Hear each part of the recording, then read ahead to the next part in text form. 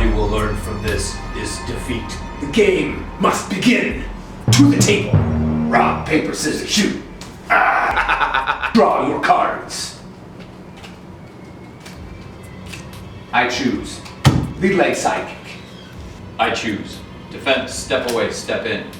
Lead leg round kick. One circle in. Knee. I choose dodge out. I choose turning hook kick. One circle in. You're jammed. Lead leg front kick. Dodge in. Elbow.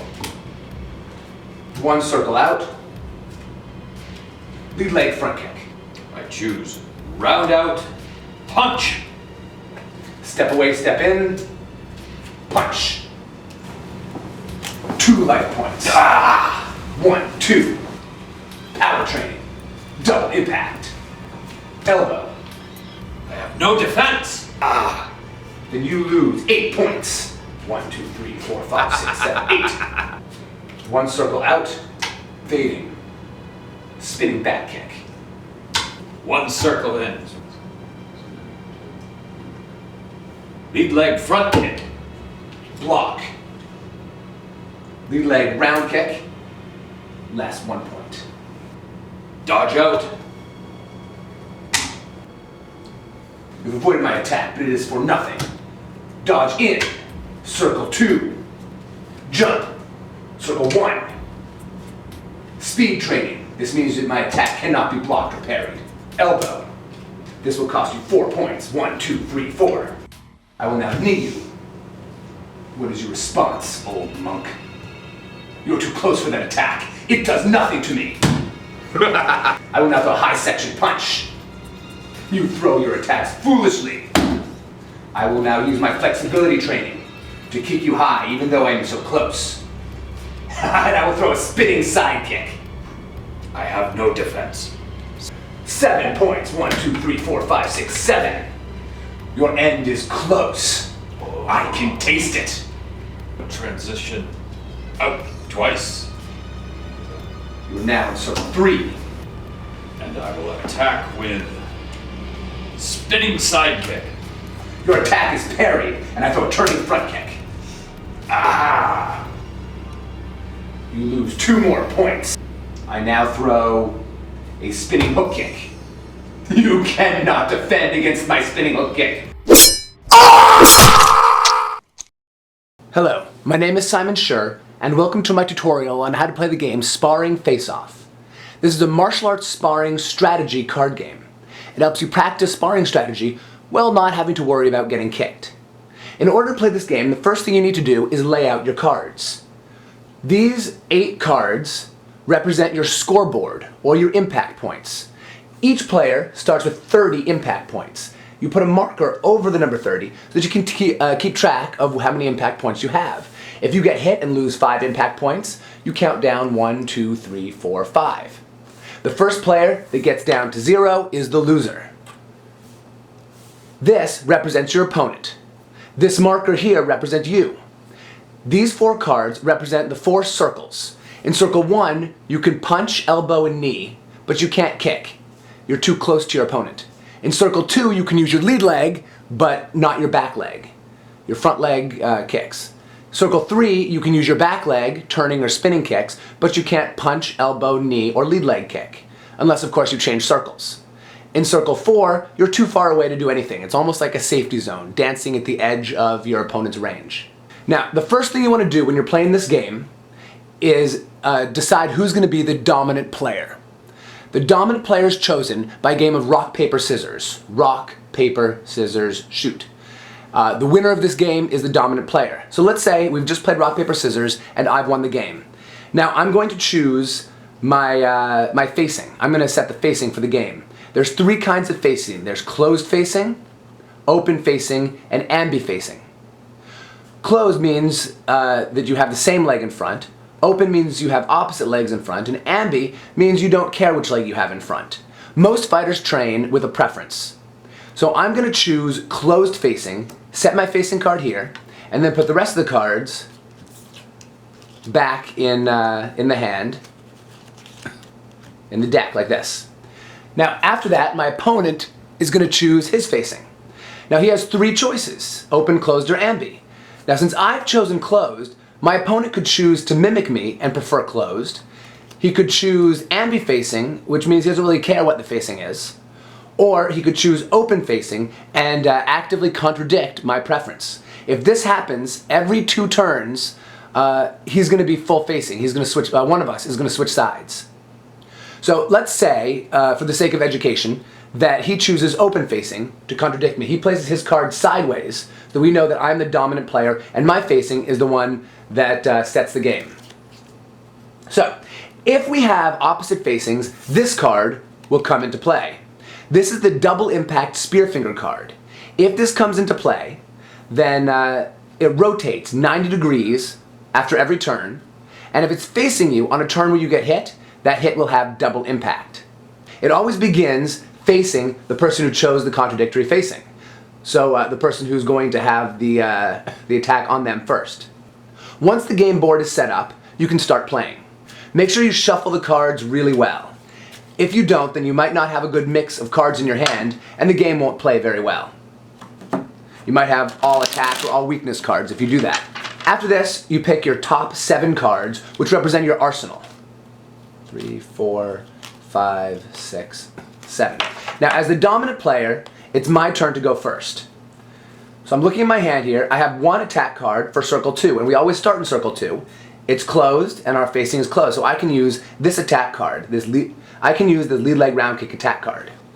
Now I'm going to bolster this attack. I'm going to throw a lead leg round kick, but I'm also going to use this training card, which is, the first one is speed training. Speed training means that my attack can't be avoided, so we can't change circles, round out, or step away, step in to get away from it. And I also have an accuracy training card, which means you can't block it. So this combination makes my attack unblockable. So then I'm going to pick up, I have 4, so I'm going to pick up 3 more cards. Now my opponent has to respond to my attack. So he picks up his 7 cards, his arsenal. 3, 4, 5, 6, 7. Now there's really nothing that my opponent can do to stop my attack right now. And my opponent only has circle 3 attack cards. So my opponent might use this opportunity to get rid of a card that he doesn't want. For example, this is an open facing card, and he can't play it as long as I have closed facing up here. So maybe he'll put this down and pick up a new card so that he might have a better chance of attacking on his next turn. And now since he can't use it, he'll put this in the trash pile. I've attacked him with 4 points. So he's going to put his marker down, 1, 2, 3, 4. And the double impact card was facing him during my attack, so it's going to be another 4. 1, 2, 3, 4. So now he's down to 22 impact points, and the card rotates 90 degrees. I'm going to put these 3 cards in my trash pile. He took his turn, I took my turn, he took his turn, so it's my turn to go again. So I'm going to take my cards, my 7 cards, and think about my next attack.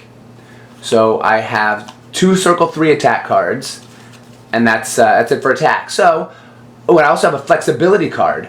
But so if I was in circle 2, I could use a circle 3 attack card now. Oh, I do have a circle 2 attack card. This is what the attack cards look like. In the top left-hand corner, it has the facing the card can be played from. This is both open and closed facing. This is just closed facing, and there are cards that are just open facing. So if the dominant player has closed facing, this could be played. If this said open, I couldn't use it. Like this card, it would be a waste. In the top right-hand corner is the circle the card can be played from. This is circle 3, this is circle 2. At the very bottom of the card, there's a circle with a negative number in it. That negative number is the amount of impact points that this strike will take off if it hits. In the middle, it tells you some characteristics of the kick and what special properties it might have. So it's my turn, and I am going to use my circle 3 attack card. So first I'm going to play this 1 circle out card, which moves us to circle 3. Then I'm going to play this spinning hook kick. If thrown to the high section, this kick will cause a knockout, but I don't have a high section card. And if it hits, it will make my opponent lose 2 turns. So let's see if my opponent can defend against this. So I played this, I pick up 2 more cards, and it's my opponent's turn to take up the game. Now this will rotate 90 degrees, so now it's facing me. So if he hits me on this turn, then it's going to be double impact. So let's see, he's got a 1 circle out, so he can go to circle 4 and avoid my attack. He's got a 1 circle in, so he can move in and jam it. And he's got another 1 circle in. And he has a circle 2 attack card. So my opponent is going to move 1 circle in, jam my attack, and play a lead leg back kick. The cool thing about a back kick is it can't be blocked because it's coming at a funky angle. It can only be evaded or avoided. You put down those 2 cards and pick these up. There's a lot of things we talked about in this tutorial, mostly about the flow of the game, but I'd like to take this opportunity before we finish to talk about a couple of special things that you can do. Normally you're going to throw 1 attack card at a time, but let's say that you want to throw more than 1 at a time, and you have this, a combination card. So what you can do with this is you can do watch this, a fading, or combination, fading, takes me here, lead leg back kick, and then do a 1 circle out, turning side kick. So that's 1 attack. So now with a combination card, the first attack, which is already less 1 point because it's a fading, will only be half points. So this is only going to be worth 1 attack point when it hits my opponent. And then this one is going to still be worth 5 if it hits my opponent. But this will only hit if my opponent moves back to circle 3 to avoid the circle 2 attack. So basically this attack covers circle 2 and circle 3. So now my opponent, let's say the only defense card my opponent has here is a dodge out. That'll take him to circle 3, or circle 4, which actually will let him avoid all of this. But if my opponent's only defense was a 1 circle out, for example, it would take him to circle 3 like this. And he'd still get hit with this one, so it'd still be 5 points. So you can use this very strategically. Another thing I didn't go over during this tutorial was weakness cards.